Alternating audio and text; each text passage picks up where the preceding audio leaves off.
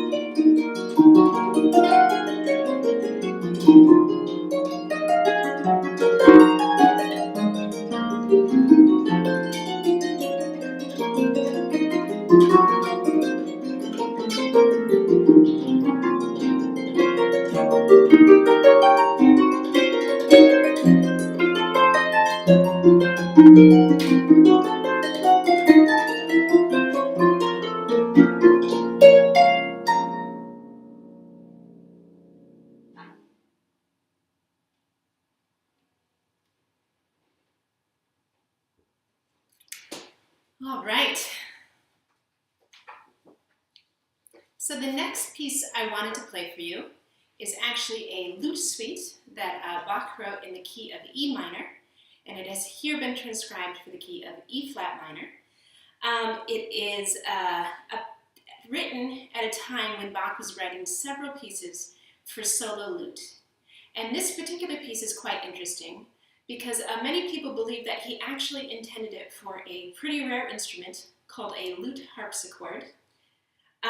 And this was an instrument that had kind of the frame of a harpsichord or a piano, but the strings that it used were gut strings, which gave it a much mellower sound.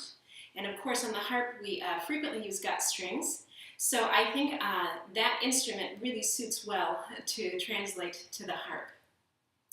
And this transcription was done by the harpist Marie-Claire Jamet.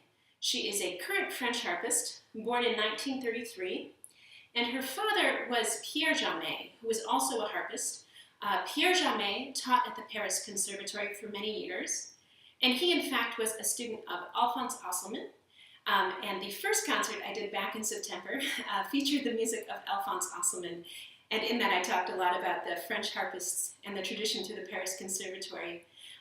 So I love the way in the harp world all these things just sort of interconnect and they keep winding their way back together. And I think this is a beautiful transcription done by Marie-Claire Jamet. It's much more faithful to the original than Grandjany's. And it's the kind of longest and most substantial piece that I'm going to play on the program today. I'm really thinking of it as the centerpiece. So it is a dance suite in 6 movements. It's going to start with a prelude. This has a very dramatic opening. and then it moves into a fugue. So it kind of sounds like two movements, but it is actually all one movement with this opening and fugue for the prelude. Then the second movement is an Allemande, and I think of this one as very kind of elegant and stately. And then the third movement, the Courante, is very brisk, maybe a little bit playful. The fourth movement is a Sarabande, which is really kind of a mournful and slow movement. The fifth movement, Bourée, is a very quick on its feet, kind of a fleeting movement. And then the whole thing will end with a Gigue, and this particular Gigue is quite dark and kind of driving. And I do have the movements listed out in the program in the description below if you'd like to see them in print. So here is Bach's Lute Suite, originally in E minor and then transcribed for the harp by Marie-Claire Jamet.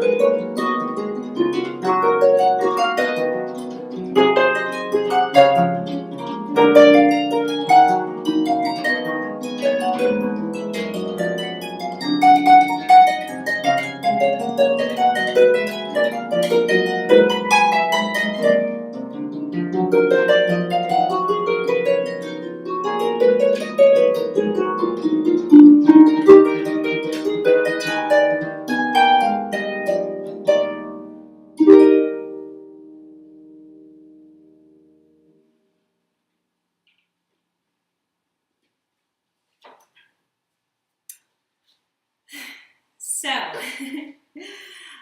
I wanted to talk a little bit about what I like so much about Bach, because I do consider him one of my favorite composers, and I know many people feel the same way. And of course, he is considered one of the greatest composers in the classical canon, and there are many excellent reasons for that. His wide variety of styles in his music, the huge amount of music that he wrote, the many techniques that he employs compositionally that he really kind of pushes to their fullest level. But for me, I think what I really like about his music is how many layers there are to it. So I can listen to it and play it, and I'm always finding something new and interesting to find in his music. You can listen to his beautiful melodies or look at the harmonies underlying. You can look at his counterpoint, at his forms. Kind of whichever way you twist it around and look at it, it's so beautifully crafted, and there's always something new to find there. So this next piece, I think, is a lovely example of that. This is the Largo from Violin Sonata number 3, and the French composer Camille Saint-Saëns actually transcribed this for piano, and then Grandjany took Saint-Saëns' transcription and transcribed it for the harp. So it is twice removed from the original version, but still a lovely transcription.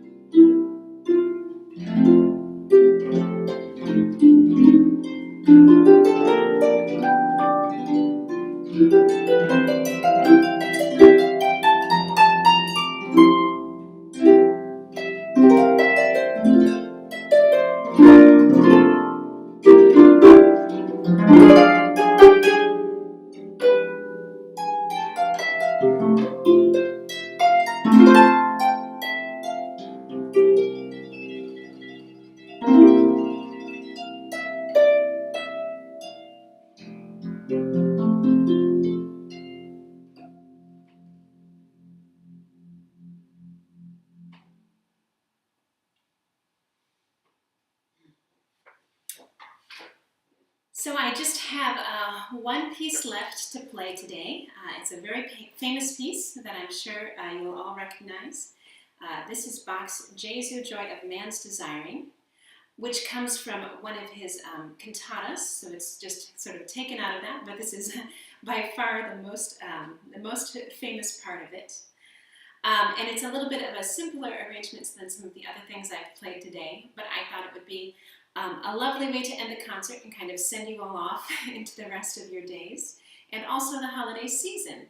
And of course, this is also, as I mentioned earlier, the last concert of the series for the fall. But I am planning to do a spring version of the series. My current plan is to have 4 concerts, one each in February, March, April, and May. at the same time, the third Friday of each month. And I have a lot of ideas for repertoire, but I have to sit down and figure it all out. So once I do that, I will send out an announcement and post all of the information on my website. But I wanted to thank you all for attending today. Really appreciate that you're here. And I've really enjoyed playing for all of you this fall. It's been a lovely thing for me to have each month, and hopefully it has for you too. If you do want to make a voluntary donation, that would be great. Any amount is appreciated. And there is PayPal info in the description of the video. I think we had a couple questions about it last month. So what you have to do is you have to highlight the information, copy it, and paste it into a new browser window. And when I tried that yesterday, it worked just fine. So hopefully it is still working today. So thank you all again for coming. And here is the last piece. Jesu, joy of man's desiring, and then after that I will stay around if anybody has any questions.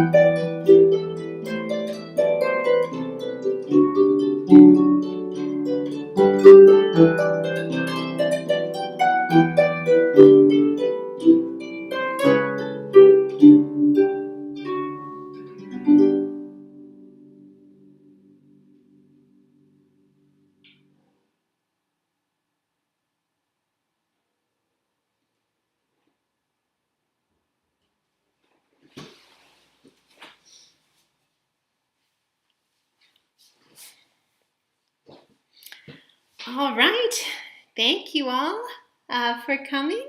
I see we have all kinds of things happening in the chat. This is excellent. All right, so there is a question right off about my warm-up and practice routines. So Generally, to warm up, I really like to do a set of scales. They're actually a whole set of scales in canon, so in a round. And then I usually do a few arpeggios, and then frequently I start with a slower piece to kind of ease into my practicing. And as far as practicing, I usually practice, I would say on average, an hour or two a day. And usually at that time I'm working on music that's coming up. So that's part of what I've liked about having this series, is that it's given me some structure to my practicing, which has been a little bit lacking, or I guess just a bit different during the pandemic with so many performances canceled. And then sometimes if I have a lot going on, I'll practice significantly more kind of as needed. And in that case, usually I split it up into a couple of practice sessions throughout the day. Great, so glad to see that people enjoyed it and all the, the lovely emojis. I did have a question that got texted to me this morning by someone who is unable to make it and is going to watch the performance later. So her question was about transcriptions for the harp and kind of what makes the harp a challenging instrument to transcribe for. I would say in general the harp is a complex instrument in terms of transcribing. There's a lot to keep track of, especially with the resonance of the harp. So I think if you're maybe a composer who doesn't play the harp at all and doesn't have much access to a live harpist, trying to imagine how everything is going to sound in your mind is much different, because it's hard to hear how much the low registers ring and how little some of the top registers ring and balance all of that. Because you get this wash of sound behind everything. And I think that can really be a challenge, to have the wash of sound work out in a pleasing way. So someone like Grandjany, who obviously was a harpist and could try all of his transcriptions on the harp, I think that was really useful. I think another big challenge is how you voice your chords, how you're going to arrange them, and then understanding some of the limitations of the hand, what's a big reach, what's a comfortable reach, for all of that. And then, of course, there's also the adding on sort of all of the little special things, like where would be a good spot for a harmonic, or where in the harp, what ranges have lovely harmonics. So there's just so much to keep track of that it makes transcribing a bit of a challenge. And I think frequently the best transcribers are people who play the instrument, because they can test it all out and have so much specialized knowledge about the harp. Thank you for all the clappy emojis. Those are great. Does anybody else have any questions that they would like to ask? There's a bit of a delay in the way that I stream this, so you might be asking a question and it just isn't coming through for me personally yet.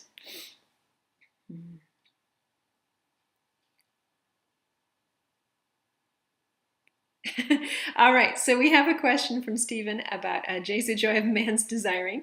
So Stephen is a friend of mine and is a harpist. So I guess I would want to know more about what exactly you find challenging. I think with the long chain of triplets throughout it, that can be a little bit challenging in terms of finding a good fingering and good placing through all of that. And then sometimes I think part of it is just Bach being an interesting composer. Sometimes with the chords and things, it goes a little bit to surprising places. So keeping track of all of that can certainly be challenging.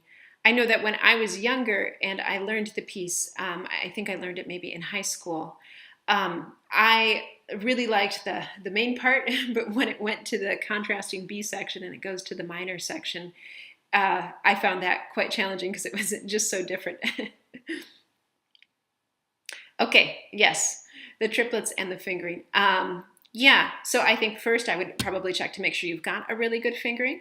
And then I would maybe practice it in additive sections, like do just a measure and then just two measures and so forth and so on. So you're not just trying to go through the whole thing, but you're really breaking it down.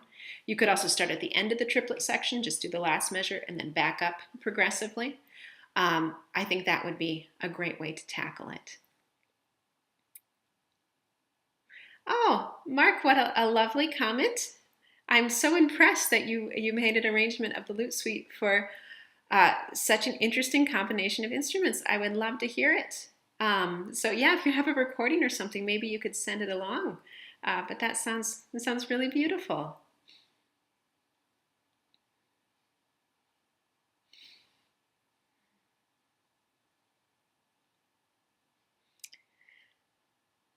All right. So if anybody has any other questions, feel free to go ahead and pop them in the chat, or any other just thoughts about Bach. Maybe you have a favorite Bach piece. One interesting thing about Bach is that he, oh, here comes a question. All right. My album is available through Amazon. If you're referring, I'm not sure which one you're referring to. So my most recent one is called Bonsoir for harp and cello, made with cellist Darius Skoraczewski. And that is available through Amazon either as an actual disc, or you can purchase digital files. And then my most recent solo album is called Songs and Dreams, and it is available the same way in multiple formats. And both of those are also available to stream, on Spotify or iTunes or any of the kind of obvious suspects for streaming. You should be able to find them there as well. Thank you for your interest.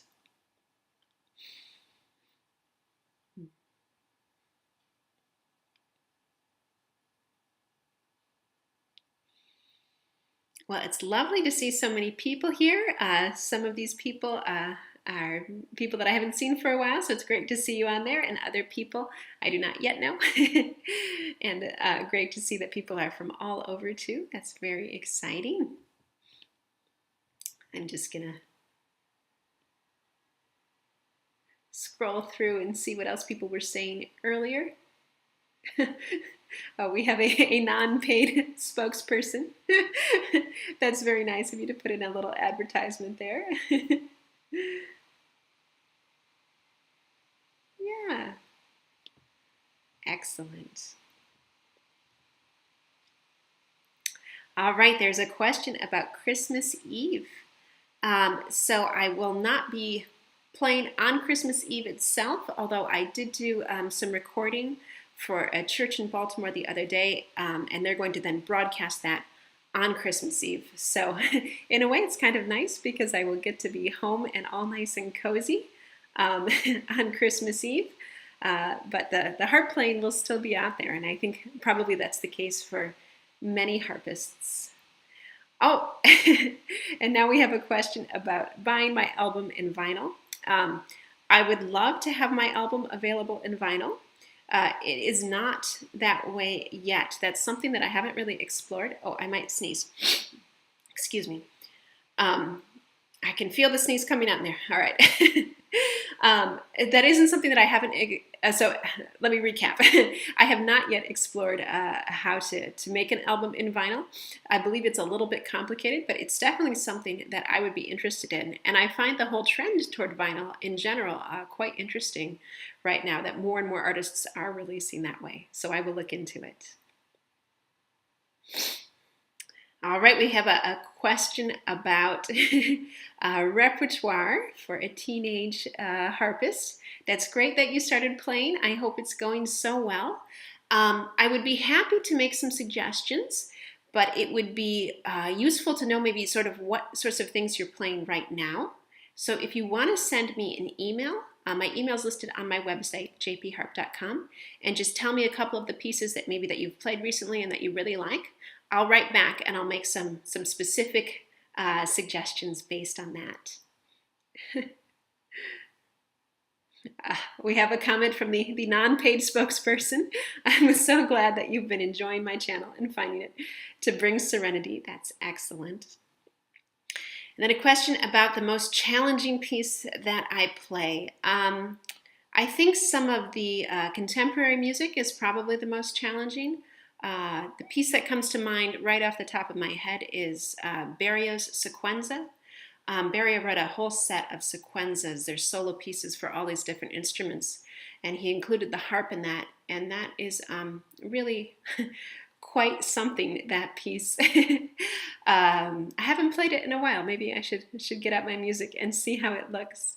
But I find that some of the music just has so much going on. There's so much to keep track of with all the different layers that really takes a lot of effort.